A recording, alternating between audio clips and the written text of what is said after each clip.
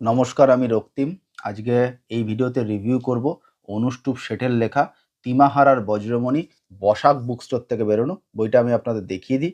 এই বইটার দাম 280 টাকা, পেজ নাম্বার 180 বা 85 ওরকম মতো।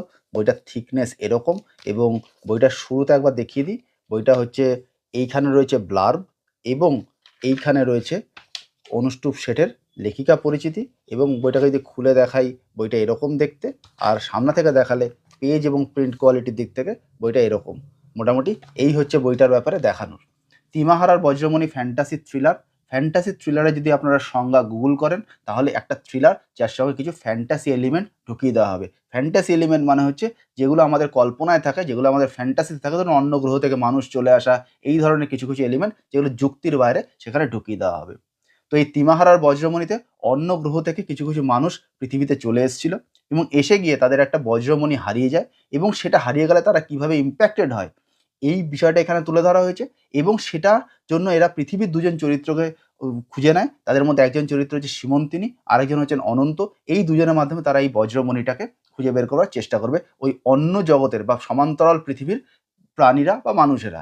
এবং তারা কিভাবে কমিউনিকেট করছে তার জন্য একটা প্যারালাল কমিউনিকেশন মেথড এখানে লেখিকা ডেভেলপ করেছেন।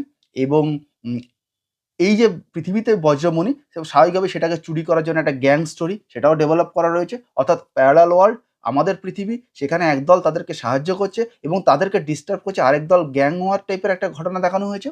এবং এই সমস্ত কিছু দিয়ে থ্রিলারি এলিমেন্ট পাঞ্চ করে এই গল্পটা বা এই থ্রিলার উপন্যাস এগিয়ে গেছে, এই অবধি এটাকে বলা যায়। এবং এখানে সবচেয়ে ইম্পর্টেন্ট হচ্ছে যে অনুষ্টুপ শেঠ যে এই প্যারালাল ওয়ার্ল্ডটাকে তৈরি করেছেন, সেই ওয়ার্ল্ড ডিজাইনটা খুব ভালো হয়েছে। এবং তাদের সঙ্গে পৃথিবীর ইন্টারাকশনের যে মেকানিজমটা উনি তৈরি করেছেন সেটা ভালো হয়েছে। এবং পৃথিবীতে সীমন্তিনী আর অনন্তকে যারা ডিস্টার্ব করছে, যে ভিলেনরা, সেই ভিলেনদের ডিজাইনটাও অনুষ্টুপ শেঠ কিন্তু খুব ভালোভাবে করেছেন। কিন্তু নেগেটিভ পয়েন্ট হিসাবে এটুকু বলা যায় যে লেখায় বর্ণনা আরও ফটোগ্রাফিক হতে পারত। যেখানে যেখানে উনি মানে শহরের বর্ণনা, প্ল্যাটফর্মের বর্ণনা, ট্রেনের বর্ণনা কোনো কিছু করেছেন, সেগুলো আরও ভালো হতে পারত। এবং বাক্য আরও অভিঘাতপূর্ণ হওয়া উচিত ছিল, কারণ বাক্যের দিকে খুব বেশি এই লেখায় নজর দেওয়া হয়নি। মোটামুটি এই অবধি বলা যায়। এবং এটা কিন্তু দুর্দান্ত একটা থ্রিলার পড়েছি। সম্ভবত আমার বছরের শেষের বেস্ট রিডে এই থ্রিলারের জায়গা হবে। আমার এই ভিডিও ভালো লাগলে অবশ্যই একটা থামস আপ, চ্যানেল ভালো লাগলে সাবস্ক্রাইব। দেখা হবে পরের ভিডিওতে, ততদিন ভালো থাকবেন, টাটা।